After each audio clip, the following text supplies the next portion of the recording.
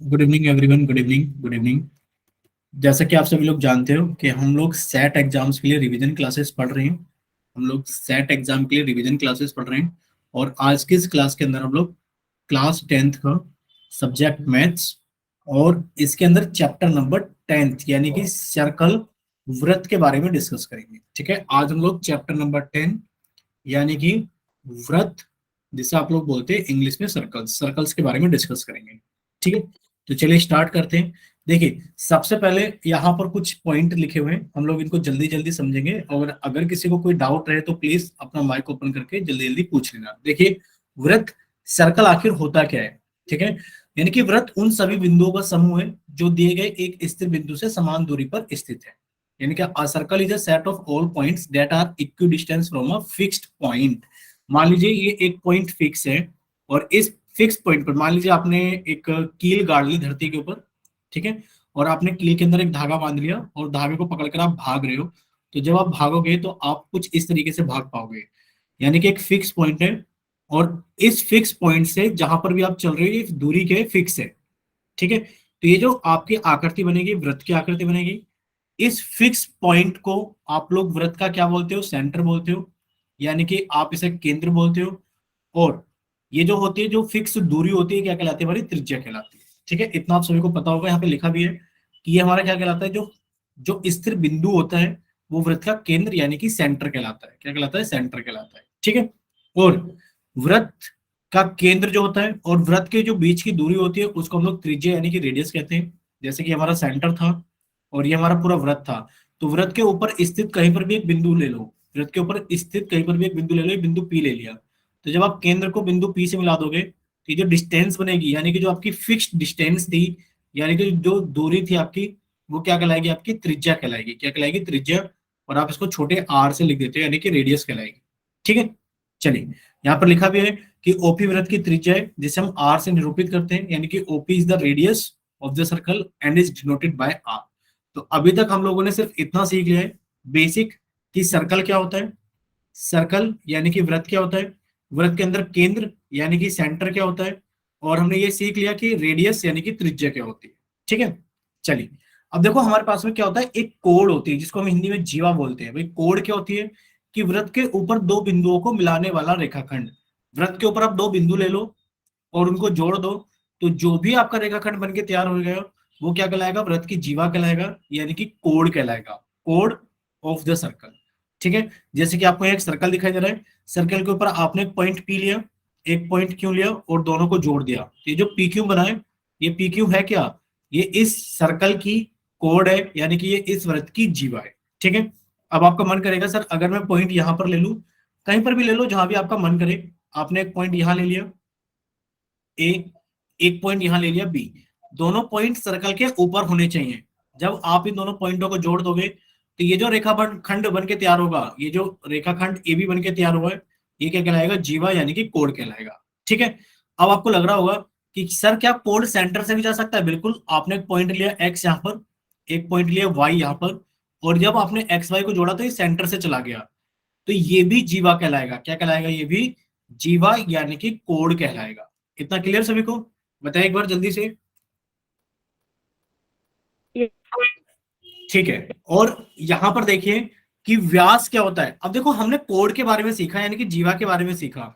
वृत्त के केंद्र से गुजरने वाली जीवा, एक ऐसी जीवा जो वृत्त के केंद्र से गुजर जाती है, उसको हम डायमीटर यानी कि व्यास कहते हैं। क्या कहते हैं? डायमीटर यानी कि व्यास कहते हैं। और हमें याद रखना है, क्या याद रखना है? जो डायामीटर होता है वो त्रिज्या का 2 गुना होता है। भाई एक त्रिज्या तो यहां से लेके यहां तक हो गई, और एक त्रिज्या यहां से लेके यहां तक हो गई। तो हमें याद रखना है कि जो व्यास यानी कि जो डायमीटर होता है वो त्रिज्या का 2 गुना होता है। वो क्या होता है? त्रिज्या का 2 गुना होता है। ठीक है, चलिए, अब आप लोग डायमीटर में यानी कि व्यास में एक चीज और याद रखेंगे। क्या याद रखेंगे? कि व्यास एक वृत्त की सबसे बड़ी जीवा होती है।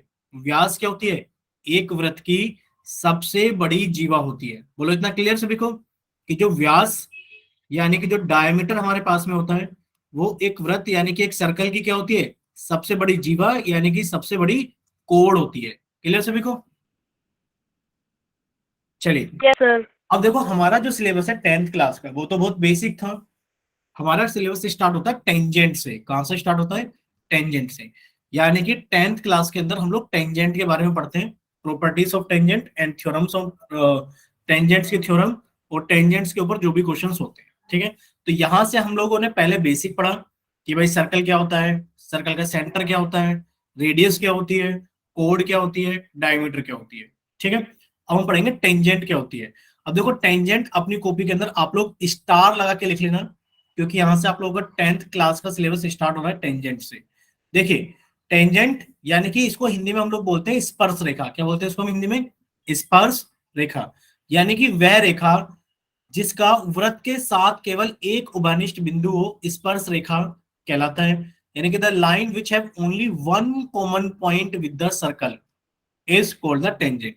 या फिर वह रेखा जो वृत्त को एक बिंदु पर स्पर्श करती है, वो वृत्त की क्या कहलाती है? स्पर्श रेखा कहलाती है। यानी कि the line that touches the circle at a point. देखो आपके पास में एक सर्कल था, और इस लाइन ने, ये जो लाइन एल है, इसने सर्कल को सिर्फ एक पॉइंट पे टच किया है, तो ये क्या कहलाएगी इस सर्कल के लिए? ये स्पर्श रेखा यानी कि टेंजेंट लाइन कहलाएगी। बोलो इतना क्लियर कि एक ऐसी लाइन जो एक सर्कल को सिर्फ एक पॉइंट पर टच करे, एक ऐसी लाइन जो सिर्फ एक सर्कल को एक पॉइंट पे टच करे, वो क्या कहलाएगी? टेंजेंट यानी कि स्पर्श रेखा कहलाएगी। बोलिए इतना क्लियर सभी को? यस ठीक है। यानी कि टेंजेंट कहलाएगी जो वृत्त को एक ही पॉइंट पे टच करे। अब हमें याद रखना है कि जो एक पॉइंट होता है जहां पर एक लाइन यानी कि एक रेखा एक वृत्त को जहां पर भी छूती है, टच करती है, वो क्या कहलाता है इसके लिए? Point of contact. क्या कहलाता है? पॉइंट ऑफ कॉन्टैक्ट यानी कि स्पर्श बिंदु कहलाता है। याद रखना है हमें क्या कहलाता है? वो स्पर्श बिंदु यानी कि वो पॉइंट ऑफ कॉन्टैक्ट कहलाता है। इतना क्लियर सभी को? बोलिए। Yes sir. यानी कि हमने अभी दो चीज पढ़ ली है भाई। टेंजेंट क्या होता है? एक ऐसी रेखा जो वृत्त को एक बिंदु पर टच करे, सर वो स्पर्श रेखा यानी कि टेंजेंट कहलाती है।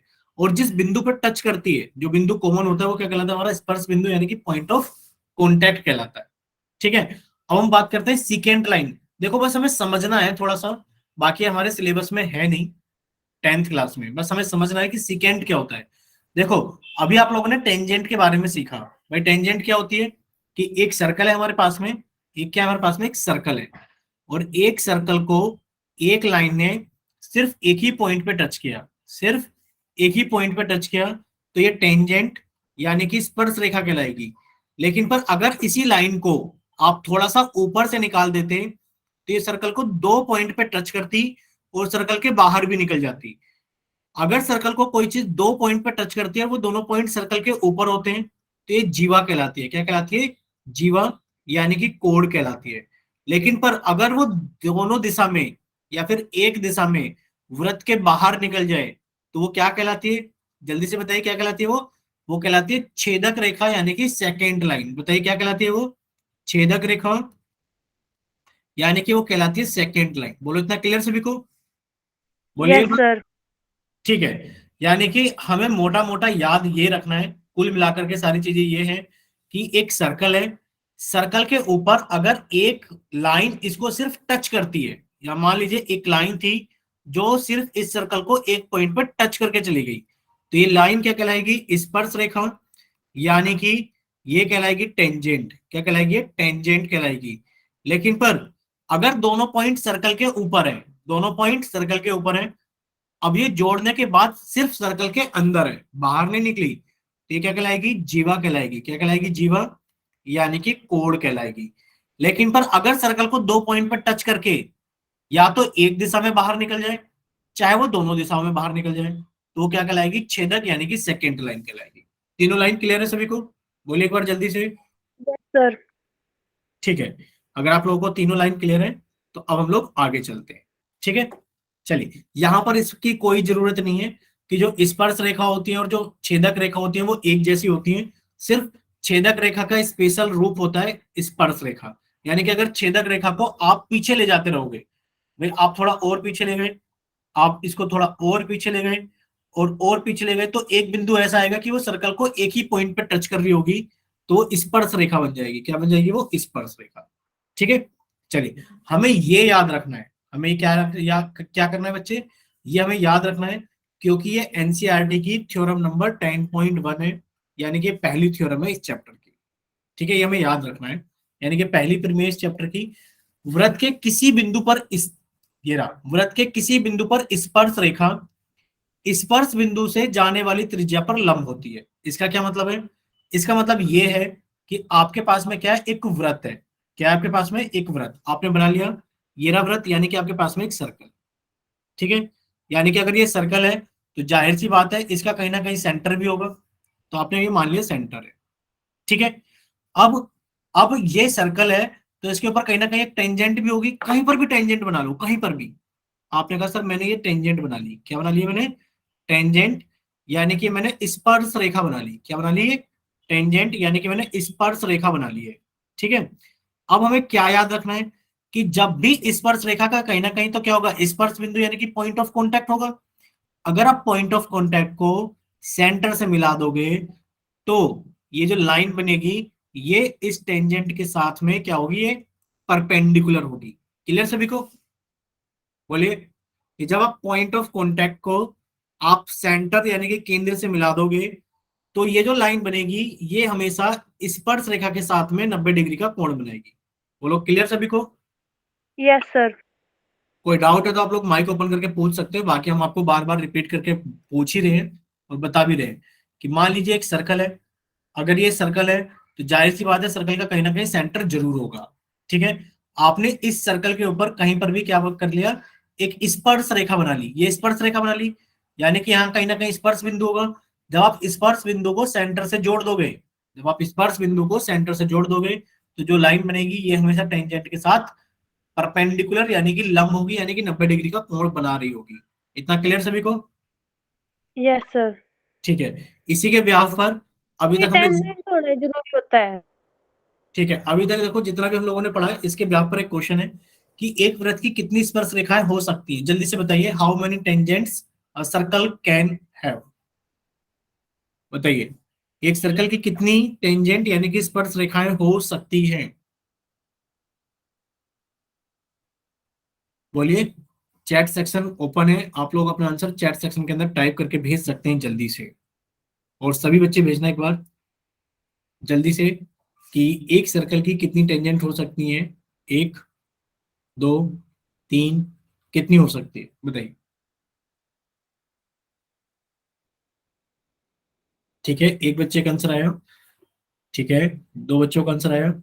देखो आंसर तो सभी बच्चों को करना पड़ेगा, आंसर तो सभी बच्चों को करना पड़ेगा, जल्दी से कीजिए। ठीक है, यानी कि काफी सारे बच्चे आंसर कर रहे हैं बट अभी सभी का आंसर नहीं आया है। चलिए लास्ट 5 सेकंड है सभी के पास में, बाकी बच्चे भी अपना आंसर कीजिए। एक सर्कल की कितनी टेंजेंट हो सकती हैं? एक सर्कल की कितनी स्पर्श रेखाएं हो सकती हैं? हमने क्वेश्चन कहीं और से नहीं पूछा है। अगर आपके पास में एनसीईआरटी की बुक है तो आज आप एनसीईआरटी की बुक की एक्सरसाइज 10.1 का फर्स्ट क्वेश्चन पढ़ लेना। 10.1 का फर्स्ट क्वेश्चन पूछ लेना। एक्सरसाइज 10.1 का क्वेश्चन नंबर 1 यही है। देखिए आप लोगों से पूछा गया एक वृत्त की कितनी स्पर्श रेखाएं हो सकती हैं, तो कुछ बच्चों का आंसर आया 3 कि सर एक वृत्त के पास में 3 स्पर्श रेखाएं हो सकती हैं। और ज्यादातर बच्चों का आंसर आया 2 कि एक वृत्त के पास में 2 स्पर्श रेखाएं हो सकती हैं। अब आप खुद ही समझना कि मान लो ये आपके पास में एक वृत्त है, मान लीजिए ये आपके पास में एक वृत्त है। वृत्त के बारे में क्या डेफिनेशन पढ़ी थी? वृत्त के बारे में पढ़ा था कि एक फिक्स बिंदु से, ये बिंदु फिक्स है, जब आप किसी एक फिक्स दूरी पर घूम रहे होते हो, जब किसी एक फिक्स बिंदु से आप एक फिक्स दूरी पर घूम रहे होते हो तो ये जो आकृति बनती है आपकी सर्कल यानी कि वृत्त बनती है। अब एक वृत्त के पास में कितनी स्पर्श रेखाएं हो सकती हैं? एक बच्चा कहेगा मैं तो सर स्पर्श रेखा ऐसी बनाऊंगा। कैसी बनाऊंगा? कि सर मैं तो स्पर्श रेखा ऐसी बनाऊंगा, ये रही मेरी स्पर्श रेखा। ठीक है, किसी एक बिंदु पर टच करके निकल जाएगी। एक बच्चा कह रहा है सर मैं तो अपनी स्पर्श रेखा ऐसी बनाऊंगा, ये रही मेरी स्पर्श रेखा, वो इस वाले बिंदु को टच करके निकलेगी। एक बच्चा कह रहा है सर मैं तो एक अपनी स्पर्श रेखा अलग ही बनाऊंगा, ये रही मेरी स्पर्श रेखा, सर वो इस बिंदु को टच करके निकलेगी। तो एक सर्कल की बताओ कितनी स्पर्श रेखाएं हो सकती है? अब हर बच्चे के मन में अपनी स्पर्श रेखा अलग बनाने का ख्याल आएगा कि मैं अपनी स्पर्श रेखा अलग बनाऊंगा। तो एक सर्कल के पास में अनंत बिंदु है, एक सर्कल के पास में क्या है? अनंत, यानी कि इनफाइनाइट पॉइंट्स हैं।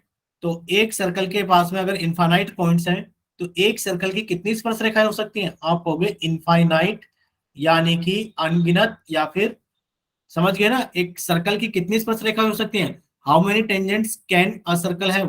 तो आप लिखोगे a circle can have infinite tangents, यानी कि एक वृत्त की अनंत क्या हो सकती हैं, सॉरी अनंत तो नहीं बोलेंगे, अगिनत बोलेंगे, अगिनत स्पर्श रेखाएं हो सकती हैं। क्लियर सभी को? बोलिए। अपरिमित यस रूप सर। से अनेक स्पर्श रेखाएं हो सकती हैं। तो आप लोग याद कर लेना कि आप लोगों को लिखना पड़ेगा कि अपरिमित रूप से अनेक स्पर्श रेखाएं हो सकती हैं। अभी बोलिए सभी बच्चों, क्लियर है कि नहीं? सर क्लियर है। ठीक है। अब देखिए आप लोगों को यह भी याद रखना पड़ेगा, क्या चीज याद रखनी पड़ेगी? वृत्त के एक बिंदु पर केवल एक ही स्पर्श रेखा होती है, यानी कि ये आपके पास में एक सर्कल है और सर्कल के ऊपर आपने पॉइंट बना लिया पी। तो इस पॉइंट पी के ऊपर कितनी टेंजेंट आप लोग बना सकते हो? आप कहोगे सर एक पॉइंट पर केवल और केवल एक ही टेंजेंट हो सकती है। अगर आपको दूसरी टेंजेंट बनानी है तो उसका पॉइंट ऑफ कांटेक्ट कुछ और ही रहा होगा। उसका पॉइंट ऑफ कांटेक्ट क्या रहा होगा? कुछ और। अगर आपको दूसरी स्पर्श रेखा बनानी है तो आपको अपना पॉइंट ऑफ कांटेक्ट यानी कि स्पर्श बिंदु बदलना पड़ेगा। ठीक है। एक वृत्त के पास में, एक सर्कल के पास में इनफाइनाइट टेंजेंट हो सकती है, लेकिन पर एक वृत्त के ऊपर अगर एक पॉइंट फिक्स है कि ये पॉइंट एक्स है, इस पॉइंट एक्स के ऊपर आप कितनी टेंजेंट बना सकते हो? तो आप कहोगे सर सिर्फ एक टेंजेंट बना सकते हैं। क्लियर सभी को? Yes sir. ठीक है। अब देखिए आप लोगों ने अभी एक थ्योरम पढ़ी थी। क्या थ्योरम पढ़ी थी? कि सर अगर हमारे पास में एक सर्कल है तो सर इसका सेंटर भी जरूर रहा होगा, और सर अगर हमने इस सर्कल के ऊपर एक टेंजेंट बना दी, अगर हम इस टेंजेंट के पॉइंट ऑफ कांटेक्ट को अगर सेंटर से जोड़ देते हैं तो सर हमेशा ये लंब यानी कि परपेंडिकुलर बनेगा, यानी कि जब भी हम पॉइंट ऑफ कांटेक्ट यानी कि स्पर्श बिंदु को केंद्र यानी कि सेंटर से जोड़ेंगे तो ये जो लाइन बनेगी ये हमेशा स्पर्श रेखा यानी कि टेंजेंट के साथ में 90 डिग्री का कोण बनाएगी। इतना क्लियर सभी को? ये हम लोगों ने अभी पढ़ा था। ठीक है। अब देखिए हमारे पास में क्वेश्चन क्या है। क्वेश्चन हमारे पास में ये है कि 5 सेंटीमीटर त्रिज्या वाले एक वृत्त के एक 5 सेंटीमीटर त्रिज्या वाले एक वृत्त के बिंदु P पर स्पर्श रेखा OQ केंद्र O से जाने वाली एक रेखा से बिंदु P पर इस प्रकार मिलती है कि OQ बराबर 12 सेंटीमीटर, तो PQ की लंबाई ज्ञात कीजिए। यानी कि डायग्राम बना के दिया है आपको। आप लोग जानते हो अगर ये पॉइंट P स्पर्श बिंदु यानी कि पॉइंट ऑफ कॉन्टेक्ट है तो सर ये जो OP होगा ये यहाँ पर 90 डिग्री का कोण बना रही होगी। हम लिख सकते हैं कि इन ट्रैंगल OPQ, यानी कि त्रिभुज OPQ में अगर आप देखोगे तो आपको क्या मिलेगा कि सर 90 डिग्री के सामने वाली साइड तो परपेंडिकुलर कहलाती है भाई। अगर हमारे पास में एक राइट एंगल ट्रायंगल है, यदि हमारे पास में एक समकोण त्रिभुज है तो 90 डिग्री के सामने वाली साइड हमेशा हाइपोटेन्यूज यानी कि कर्ण कहलाती है। इसको छोड़ करके आपके पास में दो भुजाएं बचती हैं, एक ये और एक ये। एक को हमने परपेंडिकुलर मान लिया, एक को हमने बेस मान लिया। तो आप लोगों ने पाइथागोरस थ्योरम पढ़ी होती है कि हम ट्रायंगल OPQ में पाइथागोरस थ्योरम लगाएंगे, अप्लाइंग पाइथागोरस थ्योरम। तो हमने इसके अंदर पाइथागोरस थ्योरम लगाई, और आप लोग जानते हैं पाइथागोरस थ्योरम क्या होती है? कि पाइथागोरस थ्योरम ये होती है कि सर OQ का स्क्वायर, या फिर सर हम लिख सकते हैं कि OP का स्क्वायर प्लस QP का स्क्वायर बराबर OQ का स्क्वायर। भाई OP का स्क्वायर कितना है? 5 का स्क्वायर, प्लस QP हम लोगों को निकालनी है कितनी है? बराबर OQ कितनी है हमारे पास में? 12 का स्क्वायर। तो बच्चे QP का स्क्वायर कितना आ गया? आप कहोगे सर QP का स्क्वायर आ गया 12 का स्क्वायर माइनस 5 का स्क्वायर, क्योंकि इधर प्लस 5 का स्क्वायर है, इधर आके माइनस 5 का स्क्वायर। भाई लिखा है ए स्क्वायर माइनस बी स्क्वायर, तो ए स्क्वायर माइनस बी स्क्वायर कितना होता है? ए प्लस बी इंटू ए माइनस बी। तो यहां पर आ जाएगा 12 प्लस 5 17, और ये कितना आ जाएगा? 12 में से 5 गया 7। बोलो इतना क्लियर सभी को? Yes sir. ठीक है। तो अब आपके पास में कितना आ जाएगा भाई? आप लोग कहोगे सर 17 की गुणा इसमें कर लो, ये कितना हो गया? 7 7 49 का 9 4 7 4 11 119। यानी कि आप कहोगे सर जो QP का स्क्वायर है वो 119 है, तो QP कितना हो जाएगा? रूट के अंदर 119। सर ये भी सेंटीमीटर, ये भी सेंटीमीटर, तो ये भी कितना हो जाएगा? सेंटीमीटर। बोलो क्लियर सभी को? Yes sir. तो क्यूबी कितना आ गया हमारे पास में, रूट 119 सेंटीमीटर। ठीक है, यानी कि हमने बेसिक क्वेश्चन कर लिया है थ्योरम 10.1 के ऊपर। चलिए अब देखो आप लोगों को ये चीज सीखनी है। देखो हम लोगों ने स्पर्श रेखा के बारे में सब कुछ सीख लिया है, यानी कि हमने टेंजेंट के बारे में सब कुछ सीख लिया है कि भाई एक वृत्त है, एक ऐसी रेखा जो वृत्त को एक बिंदु पर टच करे वो क्या कहलाती है, स्पर्श रेखा कहलाती है, और जिस बिंदु पर टच करती है वो क्या कहलाती है, स्पर्श बिंदु यानी कि पॉइंट ऑफ कॉन्टेक्ट कहलाता है। ठीक है, अब आप देखिए कि ये जो पॉइंट है कहाँ कहाँ हो सकता है, यानी कि एक पॉइंट सर्कल के अंदर हो सकता है, ऐसा हो सकता है कि पॉइंट सर्कल के ऊपर हो, और ऐसा भी हो सकता है कि पॉइंट सर्कल के बाहर हो। ठीक है, यानी कि एक पॉइंट सर्कल के साथ में तीन जगह ले सकता है।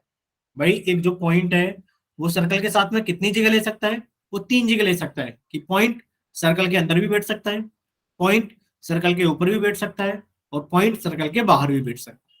ठीक है, तो अगर पॉइंट सर्कल के अंदर बैठा है तो बताओ क्या आप यहां से कोई टेंजेंट बना सकते हो? आप कहोगे सर नहीं बना सकते, क्योंकि जिस भी पॉइंट, अगर कोई पॉइंट अंदर है, समझने की बात है कि सर अगर कोई पॉइंट अंदर है तो जब यहां से आप कोई लाइन निकालोगे तो सर वो सर्कल को टच नहीं कर रही है, वो सर्कल को कट कर रही है, टच नहीं कर रही है, कट कर रही है। टेंजेंट क्या होती है, जो सर्कल को कट ना करे, दूसरे सर्कल को टच करे। ठीक है, तो आप कहोगे सर अगर कोई पॉइंट पी सर्कल के अंदर है तो आप वहां से एक भी टेंजेंट नहीं बना सकते। क्लियर? अगर पॉइंट पी सर्कल के ऊपर है तो आप एक टेंजेंट बना सकते हो, और अगर पॉइंट पी सर्कल के बाहर है तो आप सर्कल के ऊपर कितनी टेंजेंट बना सकते हो उस पॉइंट से? आप सर्कल के ऊपर उस पॉइंट से दो टेंजेंट बना सकते हो। बोलो इतना कितने बच्चों को क्लियर है कि अगर हमारे पास में एक सर्कल है, समझना कि अगर हमारे पास में एक सर्कल है और अगर पॉइंट सर्कल के अंदर है तो आप कहोगे सर एक भी टेंजेंट नहीं बनेगी। अगर हमारे पास में एक सर्कल है, पॉइंट सर्कल के ऊपर है, तो आप कहोगे सर इस केस में एक टेंजेंट बनेगी। सर हमारे पास में एक सर्कल है, पॉइंट सर्कल के बाहर है, तो इस केस में हमारे पास में दो टेंजेंट बनेगी। बोलो क्लियर सभी को? Yes sir. ठीक है, चलिए अगर इतना क्लियर है तो देखो ये एनसीईआरटी के अंदर एक थ्योरम है। एनसीईआरटी के अंदर क्या है बच्चे, एक थ्योरम है। थ्योरम क्या है, हम एक बार पढ़कर सुना देते हैं कि the length of the segments from the external point to the point of contact is called the length of the tangent from the point P to the circle. Here PT1 and PT2 are the lengths of the tangent। यानी कि मान लीजिए आपके पास में एक circle था, आपके पास में क्या था, एक सर्कल था, और आपने क्या किया, इस सर्कल के ऊपर, भाई इस सर्कल के ऊपर आपने दो टेंजेंट बनाई एक पॉइंट पी से। तो आपने कहा सर मैंने एक टेंजेंट तो ऐसे बना दी जो इसको पॉइंट T1 पे टच कर रही है, और एक टेंजेंट सर मैंने ऐसे बना दी जो कि इसको पॉइंट T2 पर टच कर रही है। तो सबसे बड़ी बात यह है कि लेंथ ऑफ द टेंजेंट क्या है। आप कहोगे sir length of the tangent कहां तक की नापी जाती है? आप कहोगे सर इस पॉइंट P से, जहां से आपने टेंजेंट बनाई है, इस पॉइंट T1 तक, यानी कि स्पर्श बिंदु तक की जो दूरी होगी ये आपकी लेंथ ऑफ टेंजेंट कहलाएगी। बोलो क्लियर सभी को कि लेंथ ऑफ टेंजेंट क्या होगी, स्पर्श बिंदु तक की दूरी लेंथ ऑफ टेंजेंट कहलाती है।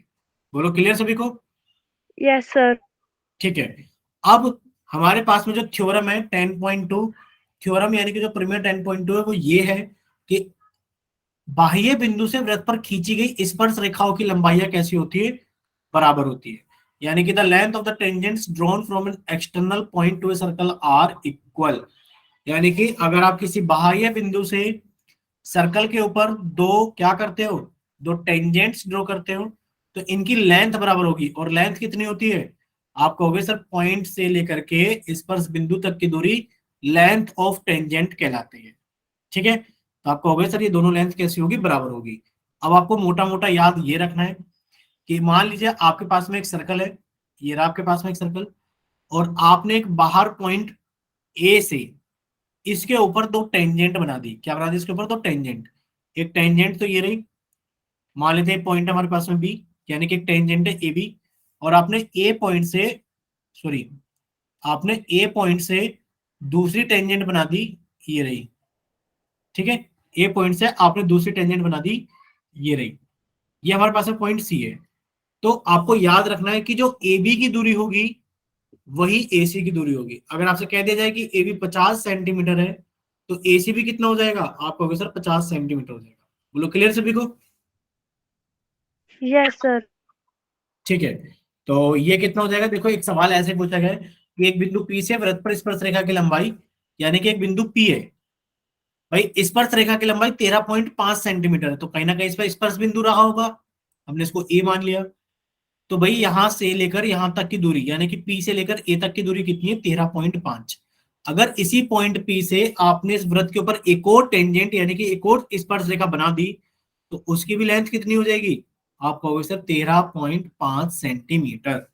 तो एक बिंदु पी से वृत्त पर एक स्पर्श रेखा की लंबाई 13.5 सेंटीमीटर है, तो पी क्यू की लंबाई ज्ञात करो। तो पी क्यू की लंबाई भी कितनी हो जाएगी हमारे पास में, 13.5 सेंटीमीटर। क्यों? क्योंकि सर अगर हमारे पास में एक वृत्त है और हमारे पास में एक पॉइंट है ए, आपने इस पॉइंट से इस वृत्त के ऊपर अगर टेंजेंट बनाई है और आपने दूसरी टेंजेंट भी इसी पॉइंट से बनाई है, तो ये दोनों टेंजेंट की लंबाई क्या होगी, हमेशा बराबर होगी। बोलो क्लियर सभी को? Yes, sir. ठीक है, अब देखो आप लोगों को पाइथागोरस थ्योरम तो हमने पहले ही बता दिया आपको। देखिए अब आप लोगों को करना क्या है, अब आप लोगों को क्वेश्चंस बता दिए जाते हैं इन थ्योरम्स के ऊपर। ये दो ही थ्योरम है एनसीईआरटी की बुक के अंदर, इस चैप्टर के अंदर। ठीक है, देखिए एक बिंदु ओ से वृत्त पर स्पर्श रेखा की लंबाई 24 सेंटीमीटर है। एक बिंदु है ओ, एक बिंदु है ओ, ठीक है, सॉरी एक बिंदु क्यू से, सॉरी सॉरी सॉरी एक बिंदु क्यू से, तो हमने इसको हटाया। एक बिंदु क्यू से, देखो ये रहा हमारे पास में एक बिंदु क्यू, भाई ये रहा हमारे पास में बिंदु क्यू। इस बिंदु क्यू से वृत्त पर स्पर्श रेखा की लंबाई 24 सेंटीमीटर है। तो आपने इस बिंदु क्यू से, ऐसे समझिए एक वृत्त है और हमारे पास में एक बिंदु है क्यू, इस क्यू से आपने उसके ऊपर एक टेंजेंट यानी कि स्पर्श रेखा बनाई, और इस स्पर्श रेखा की लंबाई कितनी है हमारे पास में, 24 सेंटीमीटर है। तथा क्यू की केंद्र से दूरी 25 सेंटीमीटर है। ये जो क्यू है, इसकी जो केंद्र से दूरी है ये कितनी है, 25 सेंटीमीटर है। कितनी है भाई, 25 सेंटीमीटर है।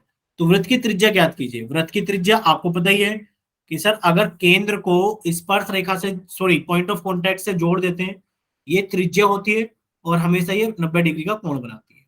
क्लियर सभी को? अब आप कहोगे सर 90 डिग्री के सामने वाली साइड पता है, ये पॉइंट क्यू है, ये टी है, ये सेंटर ओ है। अब हम कह सकते हैं कि त्रिभुज ओ टी क्यू में सर जो 90 डिग्री के सामने वाली साइड है वो कौन सी है, ओ क्यू है। तो आपने कहा सर जो ओ क्यू का स्क्वायर होगा, जो ओ क्यू का स्क्वायर होगा वो किसके बराबर होगा, सर जो ओ क्यू का स्क्वायर होगा वो ओ टी का स्क्वायर, सॉरी क्यू टी का स्क्वायर प्लस ओ टी के स्क्वायर के बराबर होगा। भाई ओ क्यू का स्क्वायर कितना हो गया, 25 का स्क्वायर, क्यू टी का स्क्वायर कितना हो गया, 24 का स्क्वायर, प्लस ओ टी का स्क्वायर। हम लोग को ये निकालना है भाई, ओ टी की जगह आप लोग आर का स्क्वायर भी लिख सकते हो। आप लोग जानते हो हमें आर स्क्वायर निकालना है, तो आर स्क्वायर की वैल्यू कितनी हो जाएगी, 25 का स्क्वायर माइनस 24 का स्क्वायर। अब आप लोग जानते हो भाई यहां पर आ जाएगा ए प्लस बी, ए माइनस बी। तो ए प्लस बी कितना आ गया 49, ए माइनस बी कितना आ गया 1। तो आर स्क्वायर 49 है, तो आर की वैल्यू कितनी आ गई, 7 सेंटीमीटर। बोलो क्लियर सभी को? बोलिए एक बार जल्दी से। पाइथागोरस लगानी है, simple simple Pythagoras. Yes, sir. ठीक है, चलिए अब देखो आप लोगों को यहाँ पर कुछ याद रखना है। क्या याद रखना है, देखिए हम लोगों ने ये चीज सीखी थी कि एक वृत्त के ऊपर अगर आप बाह्य बिंदु यानी कि बाहर के पॉइंट से आप वृत्त के ऊपर दो टेंजेंट ड्रॉ करते हो, तो ये पी टी वन और ये जो पी टी टू है ये दोनों बराबर होंगे। ये दोनों हमेशा क्या होंगे, बराबर होंगे। बट आपको ये भी याद रखना है कि जब आप इस पॉइंट ऑफ कांटेक्ट को केंद्र से जोड़ते हो, जब आप इस पॉइंट ऑफ कांटेक्ट को केंद्र से जोड़ते हो, तो हमेशा ये जो बनती है हमारे पास में, ये हमेशा 90 डिग्री का कोण बनाते हैं टेंजेंट के साथ में। यानी कि जो ओ टी वन है वो परपेंडिकुलर है पी टी वन पर। और इसी तरीके से जब आप केंद्र को स्पर्श बिंदु से जोड़ते हो, जब आप केंद्र को स्पर्श बिंदु से जोड़ते हो, तो हमेशा 90 डिग्री का कोण बनता है। क्लियर सभी को? बोलिए एक बार, बोलिए एक बार, इतना क्लियर सभी को? Yes, sir. देखो Sir. आप लोगों को ये याद रखना पड़ेगा कि ये हमारे पास में क्या है, ये हमारे पास में एक वृत्त है।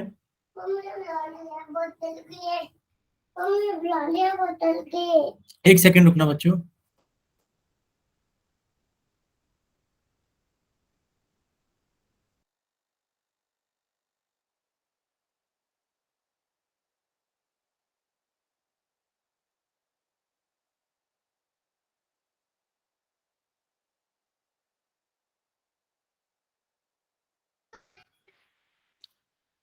हेलो, आवाज आ रही है सभी को?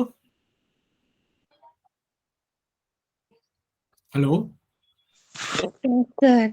ठीक है, ठीक है। देखिए, आपको ये याद रखना है कि एक हमारे पास में सर्कल है। सर्कल के ऊपर आपने एक बाह्य बिंदु P से, कोई भी बिंदु हो सकता है, उसके ऊपर आपने दो टेंजेंट ड्रॉ की। क्या कि आपने दो टेंजेंट, एक मान लेते हैं PX और आपने दूसरी टेंजेंट PY ड्रॉ की। तो हमेशा याद रखना कि जो बाह्य बिंदु से दो टेंजेंट्स ड्रॉ की जाती है उनकी लंबाई बराबर होती है, यानी कि जो PX होगा वो PY के बराबर होगा। दूसरा, हमें ये याद रखना है कि थ्योरम 10.1 है कि अगर आप पॉइंट ऑफ कॉन्टैक्ट को सेंटर से जोड़ देते हो तो ये हमेशा 90 डिग्री का कोण बनाता है। ये हमेशा 90 डिग्री का कोण बनाता है। तो आपने अगर सेंटर को पॉइंट ऑफ कॉन्टैक्ट से जोड़ दिया तो ये हमेशा 90 डिग्री का कोण बनाएगा। यानी कि आप लिखोगे, मान लीजिए पॉइंट O है, तो आप लिखोगे OX परपेंडिकुलर है PX पर और OY परपेंडिकुलर है PY पर। हमें और भी कुछ याद रखना है। क्या याद रखना है? आप कहोगे सर अब हमारे पास में ये बच गया है कि ये जो एंगल है, ये वाला एंगल, और सर ये वाला जो एंगल है, इन दोनों का सम कितना होगा? हमेशा आप कहोगे सर इन दोनों का सम, इसको मान लेते हैं एंगल P और इसको मान लेते हैं एंगल O। तो आप लिखोगे angle P plus angle O हमेशा 180 डिग्री होगा। हमेशा कितना होगा? 180 डिग्री। क्यों होगा? क्योंकि आप जानते हो भाई PXOY, यहाँ पर 4 पॉइंट हैं, तो 4 पॉइंट से क्वाड्रिलेटरल बनता है, यानी कि चतुर्भुज बनता है। और चतुर्भुज के, सॉरी यहाँ पर कितना आएगा, हाँ, चतुर्भुज के चारों एंगल्स का सम कितना होता है? 360। भाई चारों 360 है, जिनमें से दो एंगल का सम 180 है, तो बाकी दोनों का सम भी कितना हो गया हमारे पास में? 180 हो गया। इतना क्लियर सभी को कि हमेशा जो सेंटर पर एंगल बन रहा होगा टेंजेंट की वजह से, उसका और टेंजेंट के बीच का एंगल जो होगा हमेशा इनका सम 180 डिग्री होगा। और आपको ये भी याद रखना है कि अगर आपने इनका एंगल बाइसेक्टर बना दिया, यानी कि आपने P को O से जोड़ दिया, तो ये हमेशा अपने आप ही एंगल बाइसेक्टर बन जाता है। यानी कि ऊपर वाला एंगल 1 एंगल 2 के बराबर हो जाता है, एंगल 3 एंगल 4 के बराबर हो जाता है। इतना क्लियर सभी को? बोलिए एक बार जल्दी से। भाई इतना क्लियर है ना यस सभी को? सर। हाँ, कि एक सर्कल है, सर्कल के ऊपर आपने एक बाह्य बिंदु से दो टेंजेंट बनाई है। तो सर जो टेंजेंट हमने बनाई है, और सर जो इसके अंदर इसका सेंटर यानी कि इसका केंद्र है, अगर हमने इसको जोड़ दिया, मान लो ये पॉइंट है P, ये O, ये X, ये Y, तो जब हम इनको जोड़ देंगे तो सर अगर हमने P और O को जोड़ दिया, अगर हमने P और O को जोड़ दिया, तो भाई ये रहा P और ये रहा O, हमने इसको जोड़ दिया, तो हमेशा ये वाला एंगल इसके बराबर होगा और ये वाला एंगल हमेशा इसके बराबर होगा। ठीक है, चलिए। अब ये आप लोग सभी लोग जानते ही हो, क्या जानते हो कि sum of all the angles of a triangle is 180 degree, कि त्रिभुज के सभी कोणों का योग कितना होता है? 180 डिग्री होता है। अब देखो यहाँ पर एक क्वेश्चन है हमारे पास में। क्या क्वेश्चन है? समझ लीजिए इसको अच्छे से। देखिए, यदि एक बिंदु P से O केंद्र वाले वृत्त पर PA तथा PB दो स्पर्श रेखाएं 180 डिग्री के कोण पर झुकी हुई है, तो कोण POA का मान ज्ञात करें। भाई POA, आपसे ये वाला एंगल पूछा गया है, कितना होगा? POA कोई बच्चा बता सकता है कितना होगा? बोलिए। थ्योरम लगानी है, सिर्फ थ्योरम। भाई आपने कहा सर ये 80 है, तो ये टोटल कितना होगा बताओ? ये टोटल कितना होगा? आप कहोगे सर ये टोटल 100 होगा। क्यों होगा? क्योंकि सर इन दोनों का सम हमेशा 180 डिग्री होगा। बोलो इतना क्लियर सभी को? Yes, yes sir. सर। और अगर ये 100 होगा, तो आपको पता ही है कि अगर आप P को O से जोड़ोगे तो सर ये वाला कोण इसके बराबर होगा, यानी कि ये भी 40, ये भी 40, और सर ये वाला कोण इसके बराबर होगा, यानी कि ये भी 50 और ये भी 50। बोलो क्लियर सभी को? Yes, yes sir. Sir. Sir. तो एंगल POA कितना हो गया? 50 डिग्री। ठीक है। अब देखो यहां पर देखिए, ये क्वेश्चन इंपॉर्टेंट है, ये शायद आपसे पूछा जाए नहीं पूछा जाए, बट ये इंपॉर्टेंट है, जिसमें आपसे पूछा गया है कि आप ही इस बात को प्रूफ कर दो कि the length of tangent drawn from external point are equal, ये बराबर होती है। थ्योरम ने तो बोल दिया कि होती है, आप लोग इस्तेमाल भी कर लोगे, बट अगर आपसे आए कि आप इस क्वेश्चन को प्रूफ कर दो कि ये बराबर होती है, तो कैसे प्रूफ करोगे? आप लोग सबसे पहले लिखोगे कि हमें दिया गया है, गिवन है। क्या चीज गिवन है हमें? आप लिखोगे सर जो टीपी है और जो टी क्यू है वो टेंजेंट्स हैं, आर टेंजेंट्स। बोलो इतना क्लियर सभी को? जो टीपी है और जो टी क्यू है ये दोनों टेंजेंट है, ये हमें गिवन है। ठीक है, Yes, sir. हमें सिद्ध क्या करना है, हमें सिद्ध ये करना है कि जो टीपी है वो टीक्यू के बराबर है, ये हमें सिद्ध करना है। जो टीपी है वो टीक्यू के बराबर है, हमें सिद्ध करना है। आप करोगे क्या, आप सबसे पहले इसके अंदर हेडिंग डालोगे। क्या चीज हेडिंग डालोगे, इन ट्रायंगल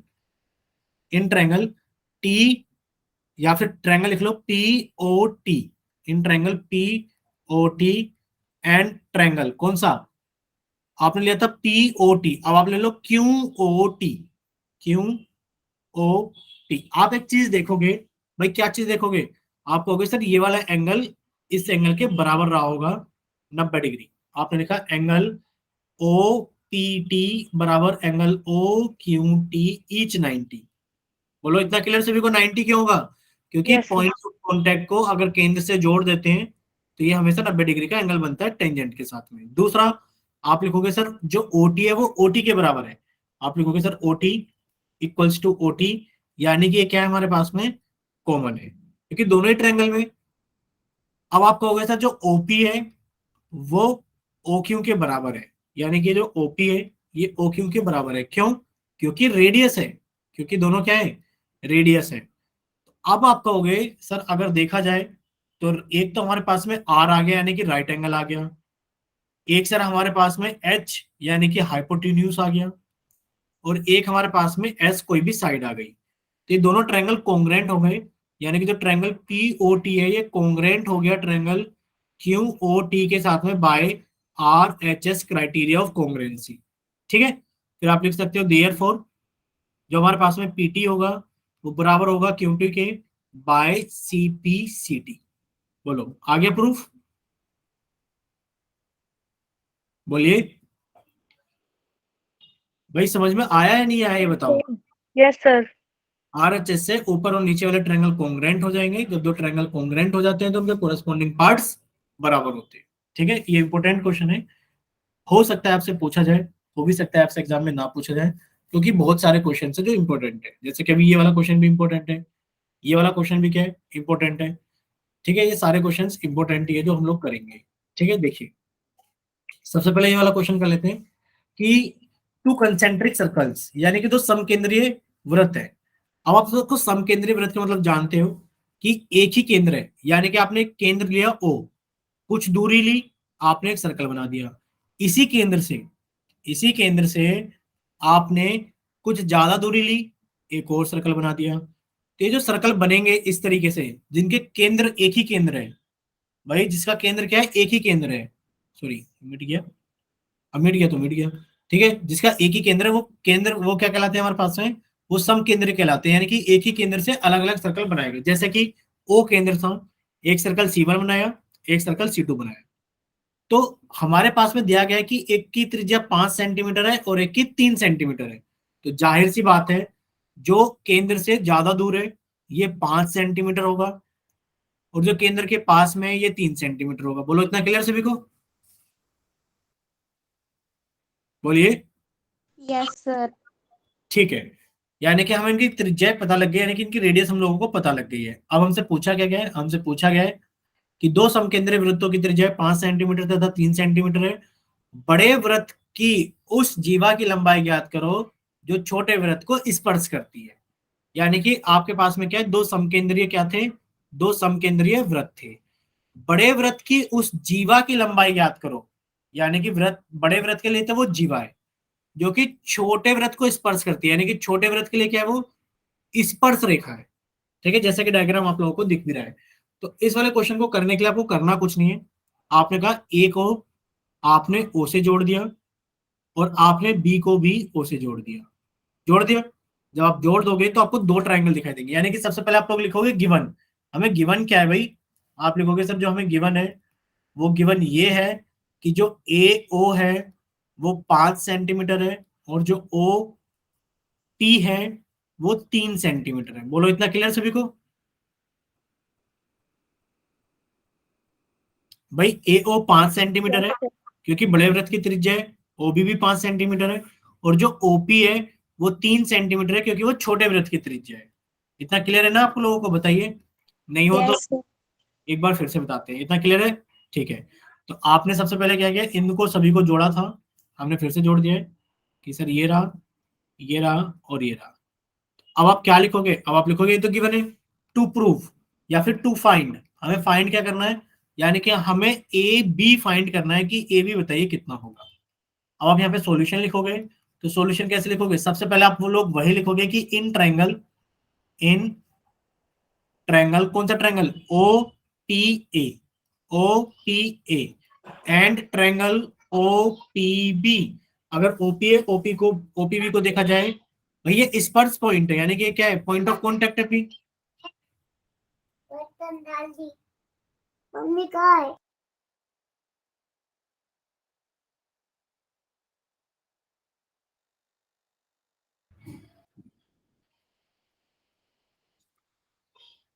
आ रही है आवाज सभी को, बच्चे एक बार बोलिए। Yes, sir. ठीक है, देखिए आप क्या करोगे, in triangle OPA and triangle OPB, आप कहोगे सर पी क्या है हमारे पास में, पॉइंट ऑफ कॉन्टेक्ट है, तो जब हम केंद्र से जोड़ेंगे तो हमें से 90 डिग्री का कोण बनेगा, यानी कि आपने लिख दिया triangle sorry angle O P A बराबर एंगल ओ पी बी, और ये भी क्या है एच 90। ठीक है, फिर आप लिखोगे कि जो हमारे पास में ओ ए है वो ओ बी के बराबर है। रीजन क्या है भाई, रीजन है कि दोनों रेडियाई है बड़े वाले सर्कल की, रेडियाई है दोनों भाई, ए ओ और ओ बी दोनों ही बड़े वाले सर्कल की रेडियाई है। फिर आप लिखोगे सर ओपी बराबर ओपी, दोनों ही ट्रायंगल में ओपी क्या है, कॉमन है, तो इस तरीके से दोनों ट्रायंगल यानी कि triangle O P A congruent हो जाएगा ट्रायंगल ओ पी बी के by R H S criteria of congruency. और जब दोनों ट्रायंगल कॉन्ग्रेंट होते हैं तो उनके कोरस्पॉन्डिंग पार्ट बराबर होते हैं, तो आप लिख दोगे एपी बराबर पीबी, एपी बराबर पीबी बाय सीपीसीटी। यहां तक बोलो सभी को क्लियर है भाई, एपी और पीबी बराबर है। अब आप हमें बताइए, आप कहोगे सर एओ कितना है, 5 है, सर ओपी कितना है, 3 है, तो पाइथागोरस थ्योरम से एपी कितना आ जाएगा, आप कहोगे सर एपी 4 सेंटीमीटर आ जाएगा, और जितना एपी है उतना ही पीबी है, तो ये कितना आ जाएगा हमारे पास में 8 सेंटीमीटर। बोलो क्लियर सभी को, Yes, sir. यानी कि एबी कितना आ जाएगा हमारे पास में 8 सेंटीमीटर। पाइथागोरस थ्योरम लगा के एपी निकाल लोगे ना, बोलिए। Yes, sir. ठीक है, चलिए तो नेक्स्ट क्वेश्चन की तरफ चलते हैं। देखो ये भी एक प्रूफ करने वाला क्वेश्चन है। इसमें क्या लिखा है कि सिद्ध कीजिए कि किसी बाह्य बिंदु से वृत्त पर खींची गई दो स्पर्श रेखाओं के बीच का कोण, यानी कि इस बाह्य बिंदु से वृत्त के ऊपर जो ये दो स्पर्श रेखाएं खींची गई इनके बीच का कोण केंद्र पर, यानी कि इसमें ये केंद्र पर जो ये कोण बना ये कोण, ये दोनों कोण कैसे होते हैं, ये दोनों कोण हमारे संपूरक होते हैं। कैसे होते हैं, संपूरक, यानी कि सप्लीमेंट्री होते हैं।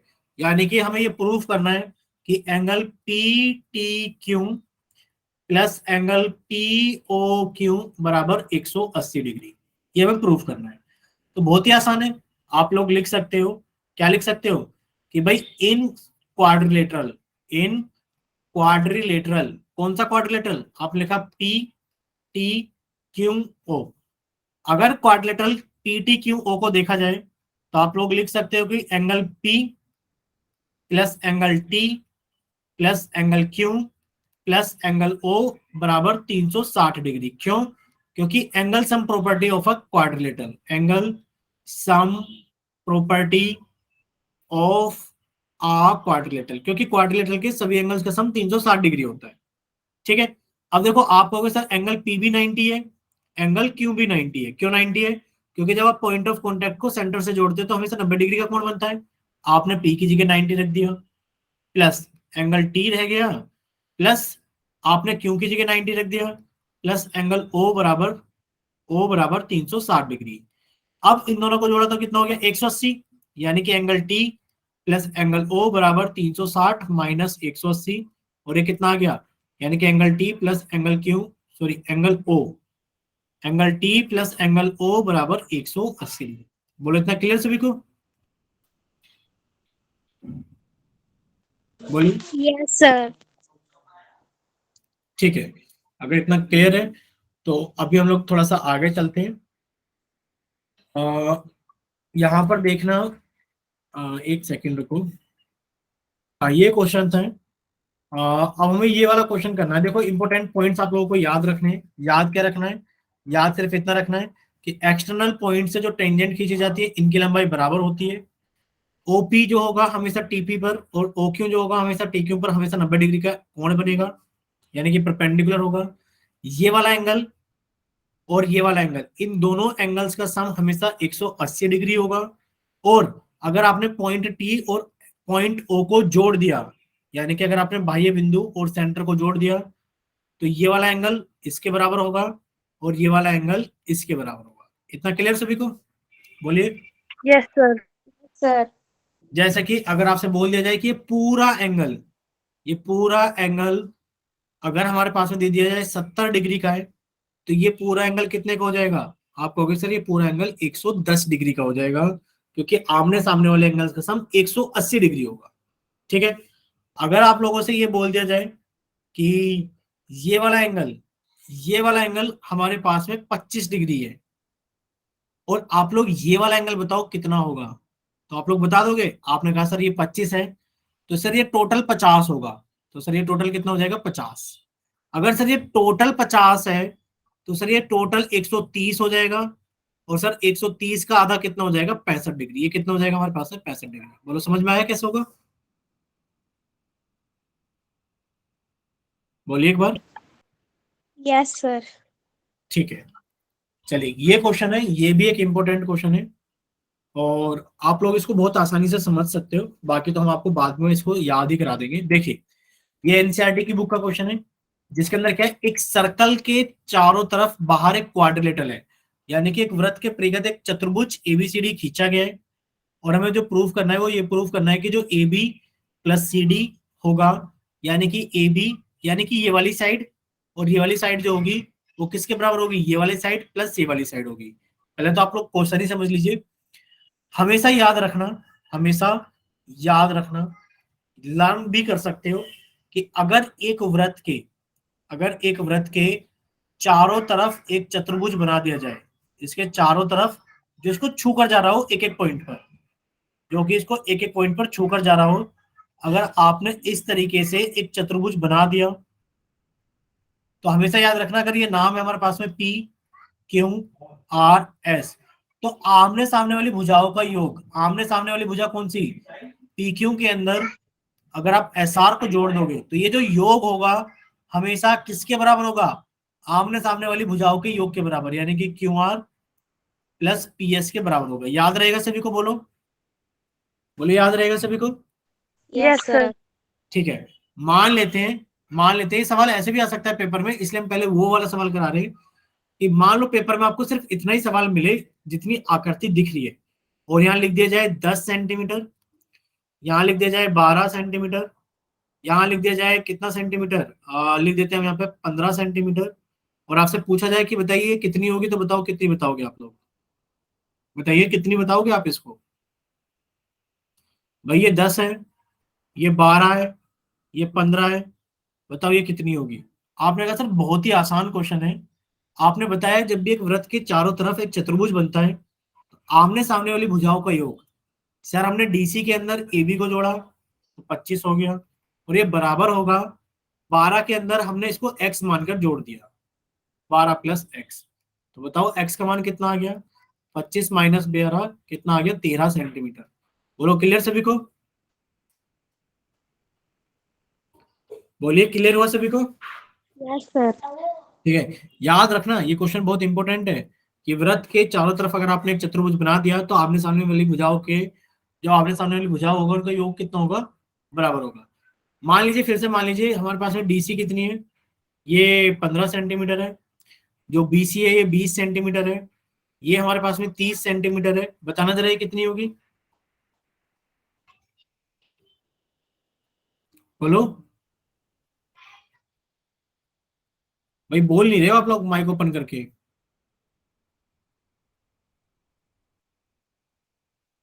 बोलो कितनी होगी भाई, करना थोड़ी नहीं है कुछ, इतना टाइम थोड़ी नहीं लगेगा। आपने कहा सर इसके अंदर इसको जोड़ दो, कितना हो गया? 45। सर इसके अंदर 25 जोड़ दो, कितना हो गया? 45। बोलो क्लियर सभी को? Yes, sir. ठीक है। अब इस क्वेश्चन को कैसे सॉल्व करेंगे हम लोग? ये भी बहुत आसान है, यानी कि सबसे पहले आपने इन पॉइंट को डार्क कर लिया जहां जहां ये टच कर रहा है, और इनको नाम दे दिया पी क्यू आर और एस। ठीक है, यानी कि हमें जो प्रूफ करना है वो ये प्रूफ करना है कि ए बी के अंदर अगर सी डी को जोड़ दें तो वो किसके बराबर होगा, A D plus B C के बराबर होगा। ये हमें प्रूफ करना है। अब आप लोगों ने एक थ्योरम पढ़ी थी भाई, क्या थ्योरम पढ़ी थी? थ्योरम ये पढ़ी थी कि अगर हमारे पास में कोई बाहर का बिंदु है और उससे एक वृत्त के ऊपर दो टेंजेंट खींची जाए तो कैसी होती है, लंबाई बराबर होती है। तो मान लीजिए एक वृत्त है और वृत्त के ऊपर आपने पॉइंट ए से, वृत्त के ऊपर आपने पॉइंट ए से दो टेंजेंट खींची, कौन कौन सी, ए एस और एपी। तो बताओ आप लोग कहोगे कि नहीं कहोगे बराबर है? आप लोग कहोगे सर बीपी बी क्यू के बराबर है, sir C R C Q के बराबर है, और डी एस डी आर के बराबर है। तो इसको हम लोग अच्छे तरीके से ऐसे लिख लेंगे क्योंकि हमें पता ही है कि बराबर है। तो हमने लिखा भाई, क्या लिखा, जो एपी है, जो एपी है वो ए एस के बराबर है। हमने इसको समीकरण नंबर 1 बोल दिया। सर जो बीपी है वो बी क्यू के बराबर है, हमने इसको समीकरण नंबर 2 बोल दिया। जो हमारे पास में सी आर है वो सी क्यू के बराबर है, ये समीकरण नंबर 3 बोल दिया। और जो हमारे पास में डी आर है वो हमारे पास में डीएस के बराबर है, इसको हमने समीकरण नंबर 4 बोल दिया। इतना क्लियर सभी को? बोलिए एक बार। Yes, sir. ठीक है, अगर इतना क्लियर है कि भाई ये 1 2 3 4 हमारे पास में 4 समीकरण है, तो अब हम क्या करेंगे? आप कहोगे सर एपी में किसको जोड़ दें? आप कहोगे सर एपी में अगर बीपी को जोड़ दें तो आपने कहा सर काम बन जाएगा। और अगर हम लोग सी आर में डी आर को जोड़ दें तो काम बन जाएगा। यानी कि आपने समीकरण 1 2 3 4 को जोड़ दिया, तो जब जोड़ा तो एपी के अंदर कितना आ जाएगा? आप लिखोगे sir AP plus BP C R plus D R बराबर होगा A S plus B Q plus C Q plus D S. Clear सभी को? भाई आप यहां देखो ऊपर थोड़ा Yes, सा, sir. आप ऊपर देखिए थोड़ा सा। आपने कहा कि सर हमारे पास में 4 समीकरण बनेंगे। एक आएगा एपी बराबर ए एस, सर एक समीकरण आएगा बीपी बराबर बी क्यू, सर एक समीकरण आएगा सी आर बराबर सी क्यू, एक समीकरण आएगा डी आर बराबर डी एस।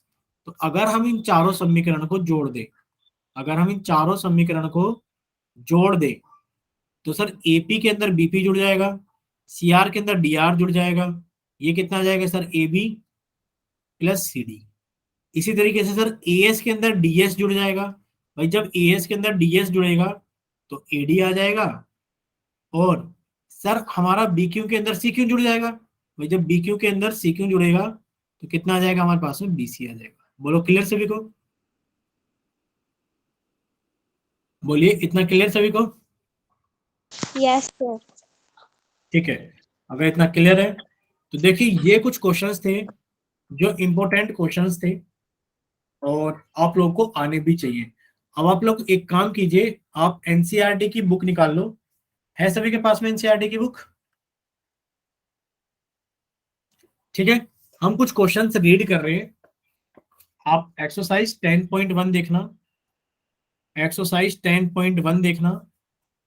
देखो इसमें फिल इन द ब्लैंक्स हैं और ये important fill in the blanks हैं। ठीक है, कोई बच्चा माइक ओपन करके रीडिंग लगाएगा क्या फिल इन द ब्लैंक्स की, जल्दी से कोई भी बच्चा बोलिए एक बार। क्या Yes, कोई sir. बच्चा? मैं कहता हूँ हाँ लगाइए बच्चे। a triangle to a circle intersect it in dash point S. ठीक है, देखो पहला फिल इन द ब्लैंक ये है, थोड़ा टाइम लग सकता है, हम लिख देते हैं। A tangent to a circle, a tangent to a circle. ठीक है, intersect, intersect it in dash point या फिर पॉइंट्स। बताइए एक टेंजेंट सर्कल को कितने पॉइंट पर टच करते हैं, बताओ जल्दी से बोलिए।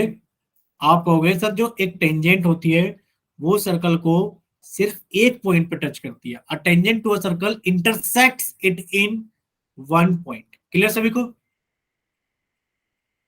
बोलिए। Yes, sir. Yes, sir. Second में लिखा है a line, a line intersecting, intersecting a circle in 2 points, in 2 points is called a dash। एक ऐसी लाइन जो दो सर्कल को इंटरसेक्ट, एक सर्कल को दो पॉइंट पर इंटरसेक्ट करे, क्या कहलाती है? वो कहलाती है सीकेंट। क्या कहलाती है? सीकेंट। इतना क्लियर सभी को? बोलिए, इतना क्लियर सभी को? ठीक है। थर्ड देखो, थर्ड में लिखा है a circle can have dash parallel tangents at the most. NCERT का इसका आंसर 2 है। आप लोग याद कर लेना, लेकिन पर बस आप याद ही कर लेना, वैसे तो ये गलत है बट याद कर लेना। फोर्थ लिखा है the common point of a tangent to a circle and the circle is called. एक सर्कल के लिए और एक टेंजेंट के लिए जो कॉमन पॉइंट होता है क्या कहलाता है? वो पॉइंट ऑफ कॉन्टेक्ट। क्लियर सभी को? बोलिए, इतना क्लियर सभी को? Yes, sir. ठीक है, तो ये हम लोग यहीं तक रखते हैं। अगर आपको कोई डाउट है तो आप लोग अपना माइक ओपन